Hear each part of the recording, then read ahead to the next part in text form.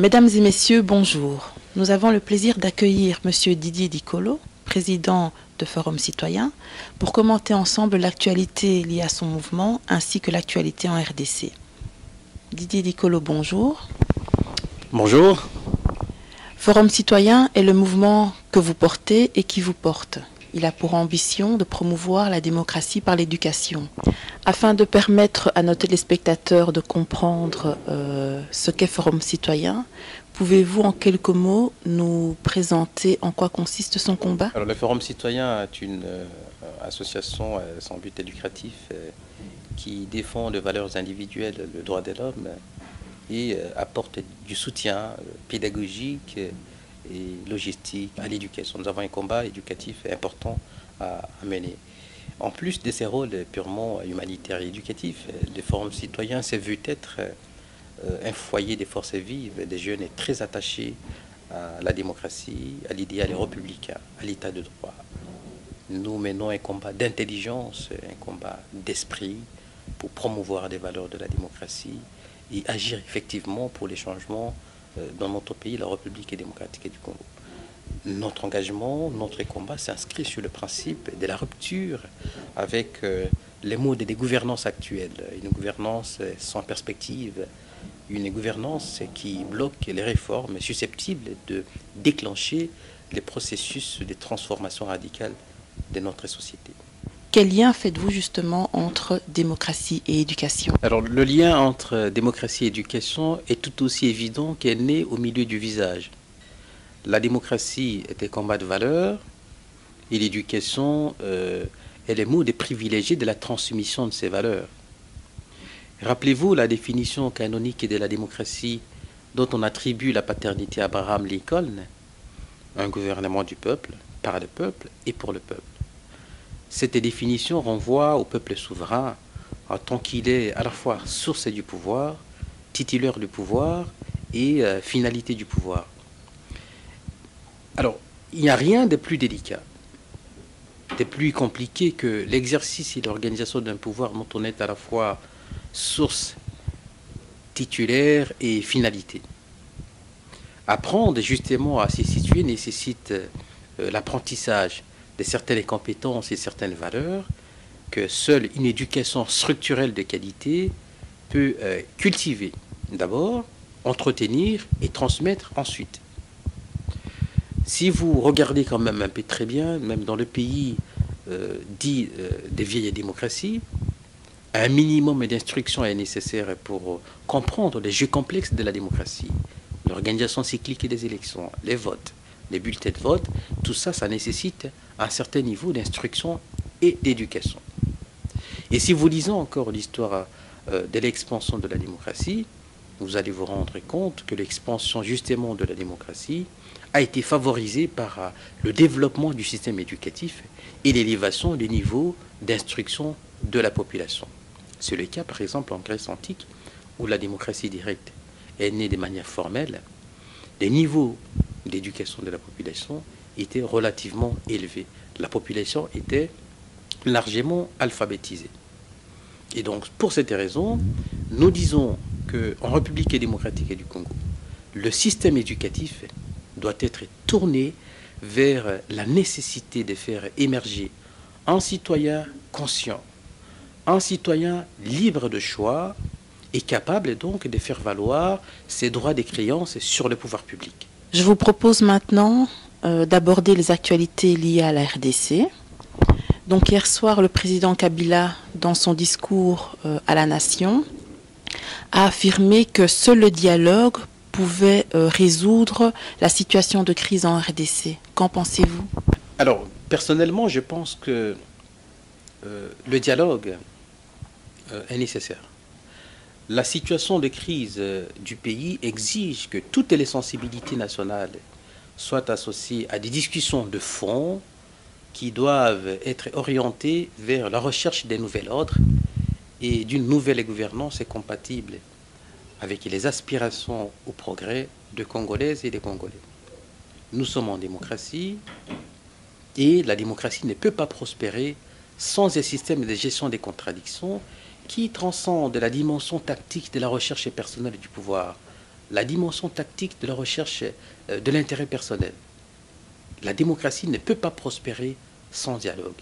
Sur le plan du principe, je suis d'accord avec le président de la République. Il faut un dialogue. Mais attention, on ne dialogue pas sur n'importe quelle question.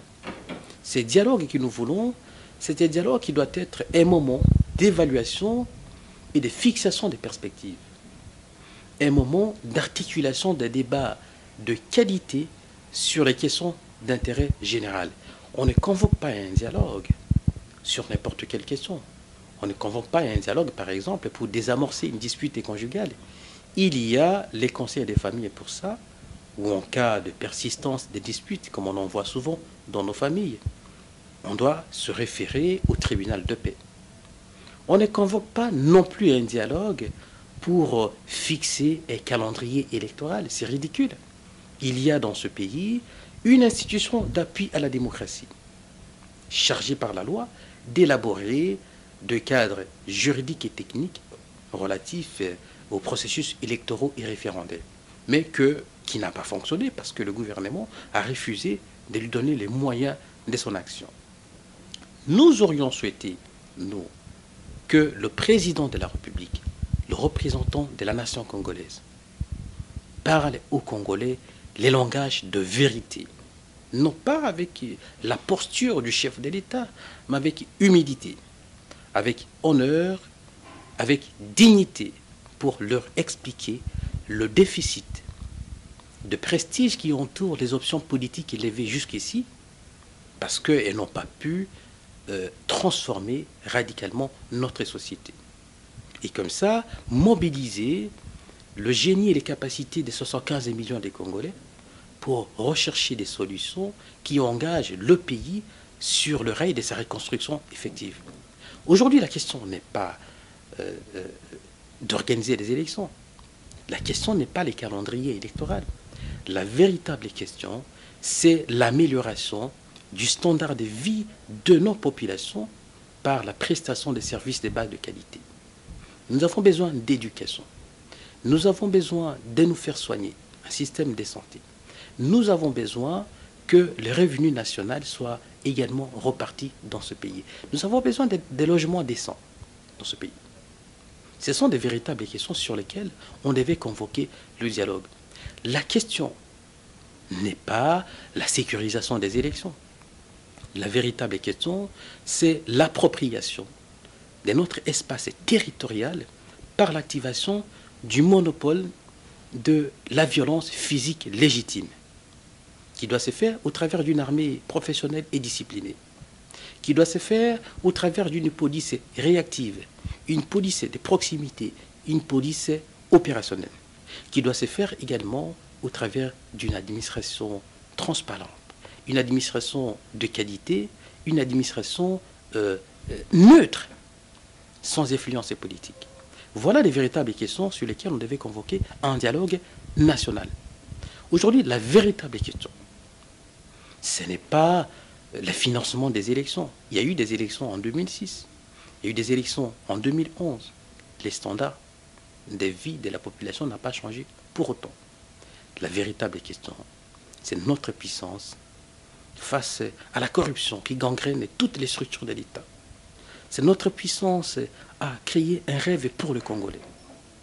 Et ça, la solution à cela, c'est de pouvoir faire un bon usage des structures de l'État comme un moyen rationnel de trouver des solutions à notre population. À très court terme, c'est-à-dire pour les élections 2016, concrètement, que proposez-vous? Pour les élections 2016, d'abord, nous devons être d'accord sur un principe. Que le pouvoir en place respecte notre pacte républicain fondé sur les consensus dont la Constitution de 2006 est précisément le reflet. On respecte le délai constitutionnel.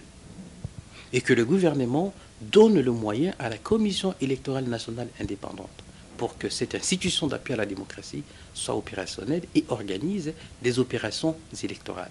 Parce que si la Commission n'a pas fonctionné, c'est parce qu'il n'y a pas eu de moyens pour le financement des opérations électorales. En février 2015, rappelez-vous, la centrale électorale a adopté une dotation globale de quelques 1,2 milliard d'euros, de dollars plutôt, pour couvrir toutes les opérations électorales. Elle a convenu avec les gouvernements des plans progressifs de décaissement de fonds pour organiser ces opérations. À ce jour, d'après un rapport interne de la Commission électorale nationale indépendante, moins d'1 million d'euros ont été alloués, ont été décaissés par le gouvernement. Il y a donc une volonté claire du gouvernement en place de conserver le pouvoir et de l'exercer en contournant les processus de dévolution ordinaire, le processus de dévolution démocratique qui ne s'est fait qu'au travers des élections libres, démocratiques et transparentes. Et c'est cela que nous dénonçons.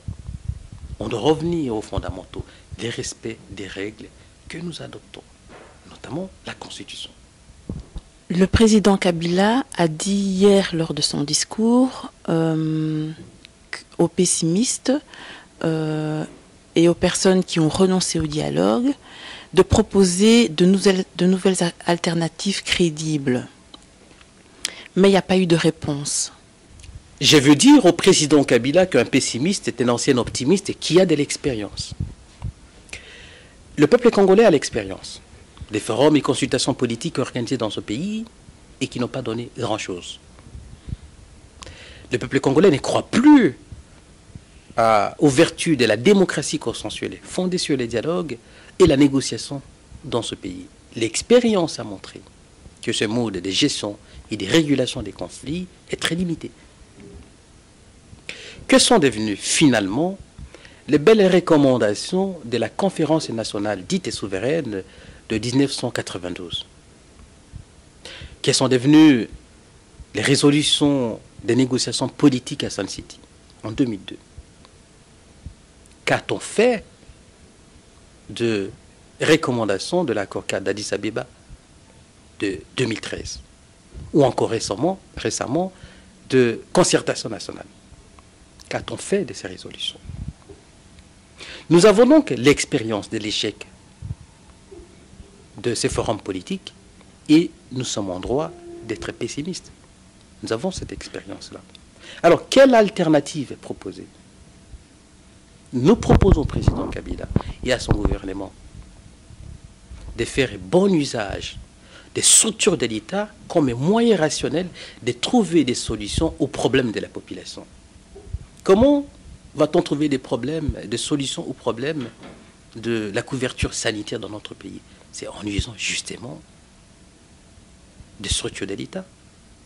Comment doit-on construire des logements à nos populations? Et c'est en allouant des financements au ministère de l'Urbanisme pour construire des logements à nos populations. Et donc la solution à ces problèmes ne peuvent être trouvées que lorsqu'on fait bon usage des structures de l'État. Dans ce contexte, pensez-vous qu'il y aura un changement à la tête de la RDC en 2016? Bon, pour qu'il y ait changement en RDC, pour reprendre l'expression largement répandue, pour qu'il y ait passage civilisé des flambeaux en 2016, il faut que les élections soient organisées dans les délais constitutionnels, en toute transparence et neutralité. Or, aujourd'hui, il est difficile de parier sur la continuité du cycle électoral de qualité, fondé sur la consolidation des acquis de 2006 et la correction des écueils qu'on a rencontrés, qu'on a dénoncés en 2011. D'abord parce qu'il n'y a pas de volonté politique d'organiser ces élections. Il y a justement une volonté politique de continuer à exercer le pouvoir en contournant les processus de dévolution ordinaire, démocratique, qui ne s'est fait qu'au travers des élections libres, démocratiques et transparentes. Il y a la question du financement des opérations électorales que j'évoquais tout à l'heure.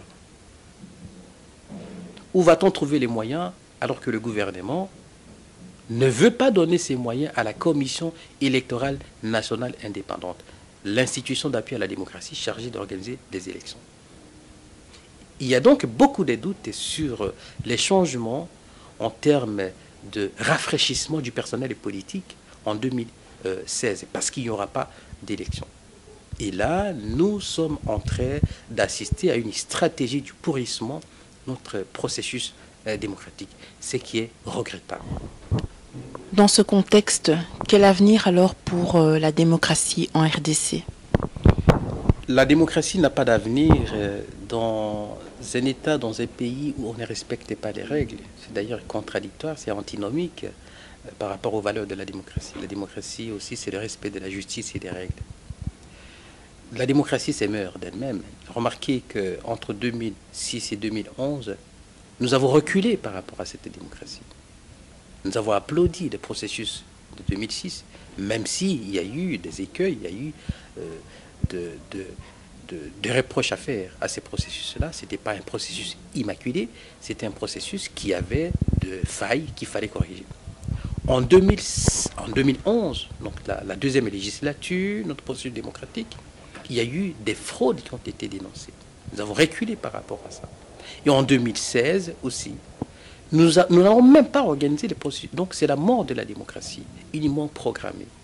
Et donc je pense que nous avons le devoir en tant que citoyens de défendre l'ordre républicain, de les dénoncer publiquement, parce que la Constitution dit clairement, l'article 64, que tous citoyens a le droit de faire opposition à un groupe de gens qui veulent prendre le pouvoir par la force ou l'exercer en contournant les règles ordinaires de l'exercice du pouvoir.